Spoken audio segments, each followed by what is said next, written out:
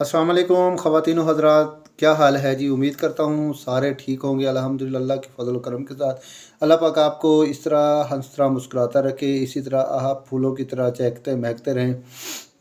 तो आज की जो वीडियो है जिस पे हमने रिएक्शन करना है वो है आफ्ताब इकबाल का प्रोग्राम। तो उसमें अमानुल्लाह साहब, आगा माजिद और बब्बू राना की बहुत ही ज़बरदस्त कॉमेडी है। उम्मीद करता हूँ कॉमेडी आपको पसंद आएगी। कॉमेडी को पसंद करने वालों के लिए ये वीडियो बहुत ही ज़बरदस्त होने वाली है। अगर आपने अभी तक हमारे चैनल को सब्सक्राइब नहीं किया तो सब्सक्राइब कर दें, लाइक कर दें, कमेंट में अपनी राय लाजमी दीजिएगा। बगैर टाइम वेस्ट किए चलते हैं आज की मज़ेदार वीडियो पर। ये जो बैठे हैं इधर ध्यान ही नहीं किसी का। एक कौन? ये है वो दर्जी, ये मोटा आगा माजिद। हार्ड सिफत इंसान। पर गल ये है भी ये बच्चा जड़ा पिछले 3 साल तो मेरा शागिर्द है। इसको मारा तुमने? मैनू मारदा मैं अखा खाना पाड़ देता। आ बच्चा जड़ा ये शागिर्द है। तुम्हें मारा है इसने? जी सर, बहुत ज्यादा मारा है, पहले दिन से मार रहे हैं जब से मेरी अम्मी छोड़ के गई। कितना जलील इंसान है। सर एक्चुअली मैंने ना स्मोकिंग छोड़ दी थी अच्छा और मैंने कसम खाई थी कि मैंने सिगरेट को हाथ नहीं लगाना, अच्छा। और फिर मैंने कहा मैंने नहीं लाने, मुझे मारना शुरू कर दिया। भाई शागिर्दा दा की काम होता, उस्ताद जड़ी काम करे और जाके करके आओ। इसमें कोई शक नहीं, मैं एग्री कर रहा हूँ। अगर वो हुक्म दे रहा है उसे सिगरेट लाने चाहिए, लेकिन इतना ख्याल तो करो उसने कसम खा रखी है, उसने स्मोकिंग जैसी एक फजूल हरकत छोड़ी है। मैं यकीन करो भी जदों असी काम सीखिया हाँ जी। घंटा घंटा अद्धा अद्धा घंटा उस्ताद कंन फड़ाउंदे सी, उत्ते मशीन रख देनी। ਇਹ त्रै मशीनां ਇੱਥੇ ਰੱਖੀਆਂ ਘੱਟ ਰੁਪਿਆ। ਉਸਤਾਦ ਤੁਹਾਨੂੰ ਮੁਰਗਾ ਬਣਾਉਂਦਾ ਹੁੰਦਾ ਸੀ। आ कुकड़ बनाउंदे हुंदे सी। ਇਹਨੂੰ ਕੁੱਕੜ ਬਣਾਉਂਦਾ ਸੀ, ਇਹ ਸੰਡਾ ਬਣ ਜਾਂਦਾ ਸੀ। अच्छा जी, आप कौन है? ਇਹ ਗਾਂ ਕਾਜੀ ਇਹਨਾਂ ਦੀ। ਅੱਛਾ। ਹਾਂ, ਮੈਂ ਇੱਕ ਦਿਨ ਵੇਖਿਆ ਬੂਹਾ ਬੰਦ ਕਰਕੇ ਇਹਨੇ ਮੁੰਡੇ ਨੂੰ ਉਹ ਕੁੱਟਿਆ ਮੈਂ ਤੁਹਾਨੂੰ ਦੱਸ ਨਹੀਂ ਸਕਦੀ। ਇਹ ਸ਼ਰਾਰਤਾਂ ਕਰਦੇ ਆ ਅੱਜ ਕੱਲ, ਇਹਨਾਂ ਕੋਲ ਮੋਬਾਈਲ ਆ, ਉੱਥੇ ਬੈਠ ਕੇ ਤਾਂ ਗੇਮਾਂ ਖੇਡਦੇ, ਵੀਡੀਓ ਫਿਲਮਾਂ ਦੇਖਦੇ। फिर भी मार नहीं सकते तुम। ਉਹ ਸਾਨੂੰ ਮਾਰਿਆ ਉਸਤਾਦਾਂ ਨੇ, ਸਾਡੇ ਨਾਲ ਉਹ ਜ਼ੁਲਮ। ਯਕੀਨ ਕਰੋ ਜੂਨ ਜੁਲਾਈ ਦਾ ਮਹੀਨਾ ਹੋਣਾ, ਉਸਤਾਦ ਨੇ ਤੱਤੀ ਦੁਪਹਿਰ ਹੋਣੀ, ਮੈਨੂੰ ਕਹਿਣਾ ਮੇਰਾ ਪੁੱਤ ਤੇ ਜੁੱਤੀ ਲਾ ਤੇ ਦੌੜਦਾ ਜਾ ਤੇ ਰੋਟੀ ਲੈ ਕੇ ਆ। ਉਦੋਂ ਐ ਕਰਕੇ ਆਪਣਾ ਸਕੂਟਰ ਬਣਾਉਣਾ, ਐ ਜਾਣਾ ਤਪਦੀ ਸੜਕ ਦੇ ਉੱਤੇ ਦੌੜਿਆ ਜਾਣਾ, ਰੋਟੀ ਲੈ ਕੇ ਦੋ ਸਵਾਰੀਆਂ ਵੀ ਪਾ ਲੈਂਦਾ ਸੀ, ਉੱਥੇ ਲਾ ਦਿੰਦਾ। काम कैसा चल रहा है? ਕੰਮ ਹੁਣ ਕਿੱਥੇ ਭਾਜੀ, ਰੈਡੀਮੇਡ ਦਾ ਜਦੋਂ ਦਾ ਦੌਰ ਆਇਆ ਕੰਮ ਦਾ ਬੇੜਾ ਗਰਕ ਹੋ ਗਿਆ। ਅਸੀਂ ਹੁਣ 800 900 ਰੁਪਏ ਲੈਨੇ ਸੂਟ ਦੀ ਸਿਲਾਈ, 1000 1200 ਦਾ ਸੂਟ ਦੇ ਦਿੰਦੇ ਬਾਜ਼ਾਰੋਂ। नहीं, सस्ते भी मिल जाते हैं। 60 ਰੁਪਏ ਦਾ ਆ ਜਾਂਦਾ ਜੀ, ਜਿਹੜਾ ਰੇੜੀਆਂ ਦੇ ਨਹੀਂ ਟੰਗੀਆਂ ਦੇ ਵਿੱਚ ਨਾਲਾ ਵੀ ਹੁੰਦਾ ਜੇ।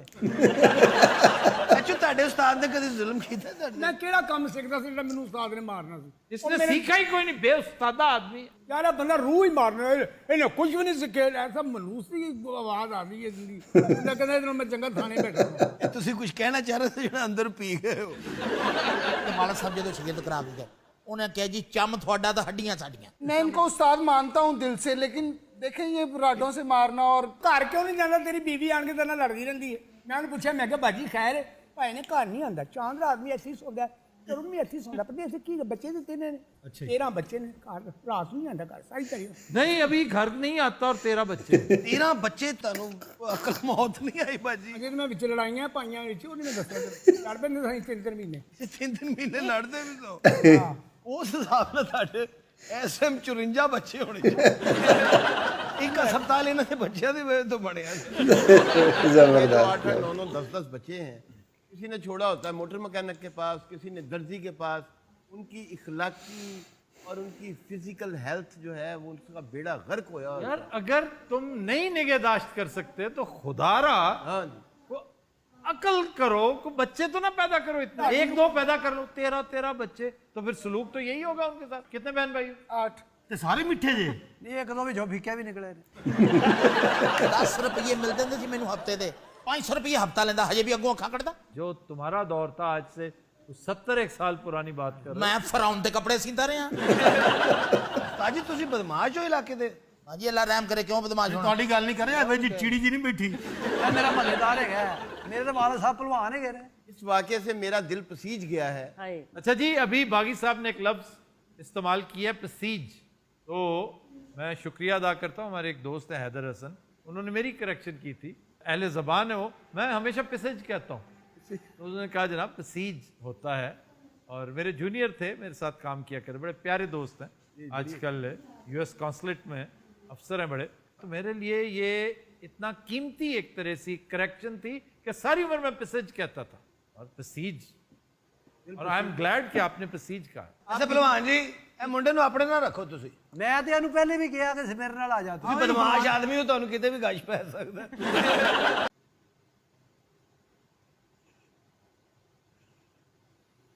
जी नाज़रीन, उम्मीद करते हैं वीडियो आपको पसंद आई होगी। आफ्ताब इकबाल का प्रोग्राम मेरा फेवरेट होता है और इसमें फिर जब अमानुल्लाह साहब, आगा माजिद और बब्बू राना और सलीम अलबेला की कॉमेडी हो तो फिर तो चार चांद ही लग जाते हैं। अगर आपको वीडियो पसंद आई है तो कमेंट में अपनी राय लाजमी दीजिएगा। अगर आपकी कोई पसंदीदा वीडियो है तो हमें ज़रूर आगाह कीजिएगा कमेंट में, ताकि हम उस वीडियो पे रिएक्शन करें और आपके सामने वो वीडियो लेकर आएँ। एक नई वीडियो एक नए टॉपिक के साथ आपकी खिदमत में हाज़िर होऊंगा। तब तक के लिए मुझे दीजिए इजाज़त। अपना रखिएगा बहुत सारा ख्याल। अल्लाह हाफिज़।